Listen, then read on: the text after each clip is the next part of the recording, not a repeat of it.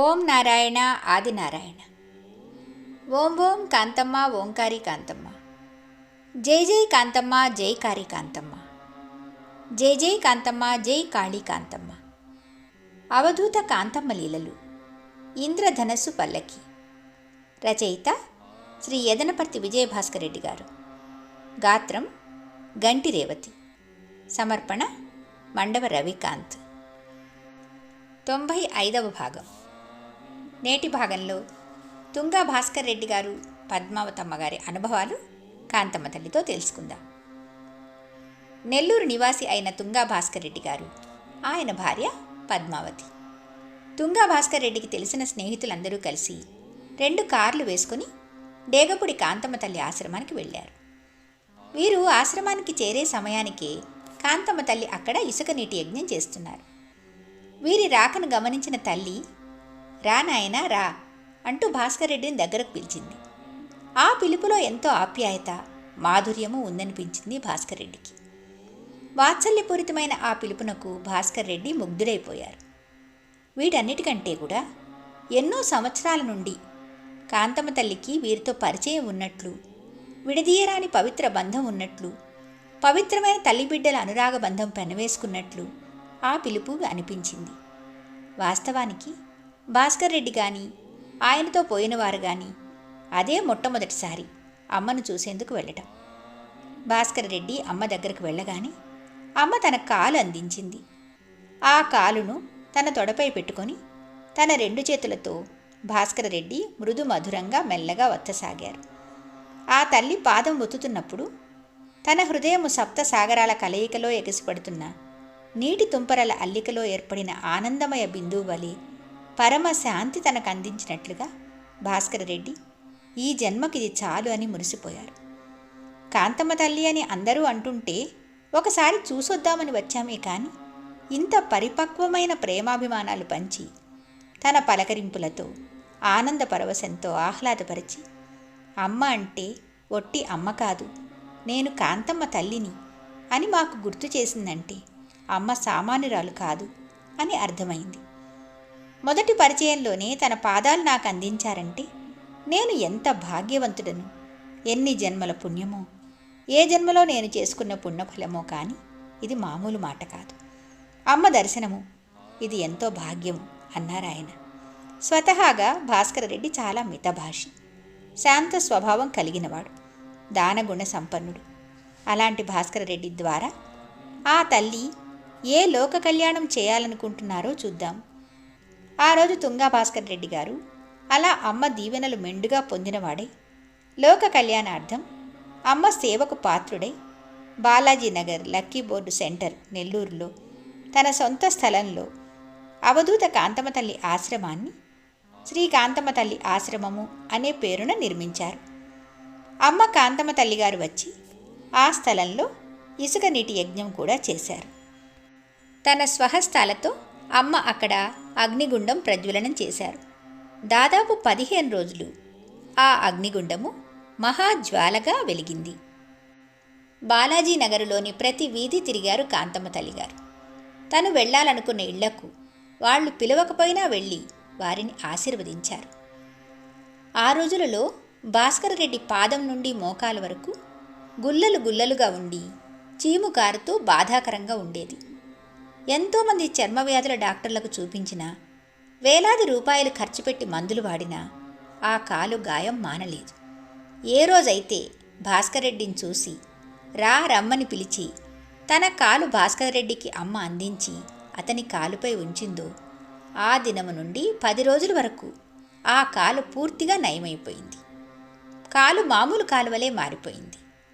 అమ్మ పాదస్పర్శతో సర్వరోగాలు నయమవడం అంటే ఇదేనేమో. మహమ్మారి అయిన కాంతమ్మ దర్శనం, స్పర్శ సకల పాప పరిహారమే కదా. ఈ నిదర్శనంతోనే తుంగా భాస్కర్ రెడ్డి అమ్మ సేవ చేయదలిచి బాలాజీ నగర్ లక్కీ బోర్డు సెంటర్లో కాంతమ్మ ఆశ్రమాన్ని నిర్మించారు. ఒకరోజు బాలాజీ నగర్లో నిర్మించిన కాంతమ్మ తల్లి ఆశ్రమానికి కాంతమ్మ తల్లి వచ్చి ఉన్నారు. ఆ వచ్చిన అమ్మ కటిక నేలపై పడుకొని ధ్యానంలో ఉన్నారు. జనం విపరీతంగా ఆశ్రమ ప్రాంగణంలో నిండి ఉన్నారు. శ్రీ కాంతమ్మ తల్లి అప్పుడప్పుడు కళ్ళు హంసలాగా తెరిచేవారు. ఆమె కళ్ళు ఒక ప్రత్యేకమైన రీతితో మనస్సుకు హత్తుకునేలా ఉండేవి. ఎంతసేపు మనం చూసినా తనివి తీరని పరిస్థితి. ఆ 2 కళ్ళు నీలిరంగులో మెరుస్తున్నాయి. ఆమెలో తెలియని ఆత్మీయత, అనురాగము, పవిత్రత అలుముకున్నాయి.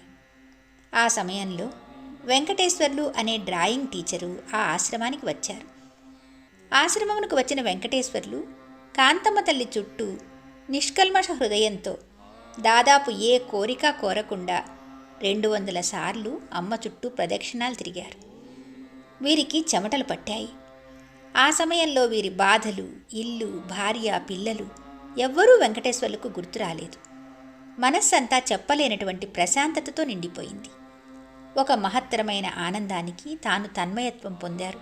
అట్లా దర్శనము చేసుకున్న డ్రాయింగ్ మాస్టర్ వెంకటేశ్వర్లు తన ఇంటికి వచ్చిన తర్వాత అమ్మ కాంతమ్మ తల్లి చిత్రపటాన్ని తన చేతులతో గీసి ఆశ్రమమునందు భాస్కర రెడ్డి గారికిచ్చారు. శ్రీ కాంతమ్మ తల్లి చిత్రపటము ఆశ్రమమునందు ప్రస్తుతం బాలాజీనగర్ ఆశ్రమంలో పూజలు అందుకుంటున్న పవిత్ర చిత్రరాజం. ఈ చిత్రరాజమునకు వెంకటేశ్వర్లు గారు అనుకోకుండానే అమ్మకు వెనుక భాగమున త్రిశూలం కనిపించినట్లుగా చాలా అద్భుత రీతిలో డ్రాయింగ్ వేశారు. అమ్మ, నేను శివమ్మనైపోతాను అని ఎన్నోసార్లు అన్నారు కదా. అమ్మ సాక్షాత్తు శివశంకరి స్వరూపమే కదా. అది అమ్మకు త్రిశూలము అవసరం కదా అని అలా గీశారు చిత్రపటాన్ని.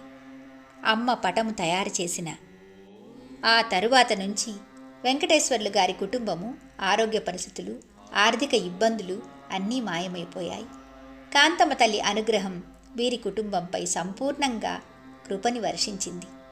అమ్మ సేవ చేసుకుని వారి కుటుంబము ఆదరాభిమానాలతో డేగపుడికి వచ్చిపోతూ ఉంటారు. బాలాజీ నగర్ వాళ్ళు అమ్మను శ్రీ లక్ష్మీకాంతమ్మ అని పిలిచేవారు. అమ్మ పేరుతో ఒక ఆశ్రమం కట్టి పూజలు చేసేవారు. భజనలు, అమ్మ ఆరాధనలు జరిపించేవారు. అన్న సంతర్పణలు చేసేవారు.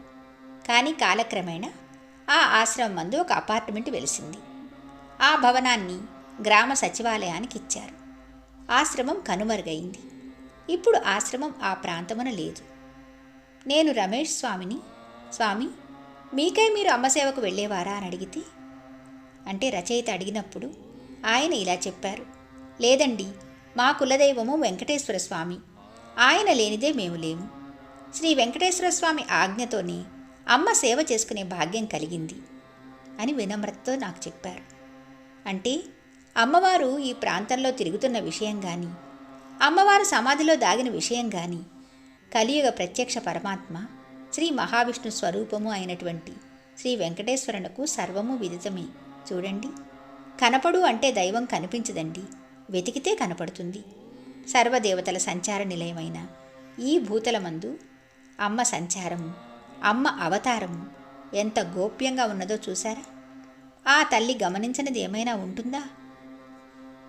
అమ్మ అన్నం పెట్టమంటే అమ్మ అన్నం పెడుతుంది. కానీ అడగకుంటే ఎవరైనా ఎందుకు కనపడతారు, ఎందుకు పెడతారు? గొలగముడికి డేగపూడి నుండి నడిచి కాంతమ్మ తల్లితో పాటు దాదాపు 10 మంది దాకా వెళ్ళాం. గొలగముడిలో అన్ని దర్శనాలు చేసుకుని ఇసుక నీటి యజ్ఞం ముగించిన తర్వాత అమ్మతో రమేష్ గారు గోపాలరెడ్డి గారింటికి పోయారు. అది చూచిన గోపాలరెడ్డి గారి భార్య దేవసేనమ్మ, ఈ అబ్బాయి ఎవరమ్మా అని అమ్మని అడిగారు. అప్పుడు కాంతమ్మ తల్లి ఏమన్నారో తెలుసా? నన్ను చూసి, కూలోడే ఆ బుడ్డాయి, కూలోడే అమ్మాయి, కూలోడు అని దేవసేనమ్మకు నన్ను గురించి చెప్పారు. నా జీవితం ధన్యమైంది. ధన్యమైనట్టుగా నేను భావించాను. ఒక మహత్తరమైన తల్లి కాంతమ్మ తల్లి ఆదిపరాశక్తిగా, వారికి గోపాలరెడ్డి గారికి, దేవసేనమ్మకు సాక్షాత్తు ఆదిపరాశక్తిగా దర్శనమిచ్చిన కాంతమ్మ తల్లి నన్ను గూర్చి నా కూలోడు అని చెప్పింది. అంటే అంతకన్నా భాగ్యమేముంది అని పరవశించిపోయాను. కాంతమ్మ తల్లి నన్ను కూలోడిగా స్వీకరించినట్లే కదా అంతటి ప్రేమాభిమానాలు మాపై చూపేది. రమేష్ స్వామివారు కాంతమ్మ శిష్యులలో సుబ్బారెడ్డి స్వామివారు వచ్చే సమయానికి అమ్మకు ప్రియ శిష్యులుగా ఉండేవారు డేగపూడిలో.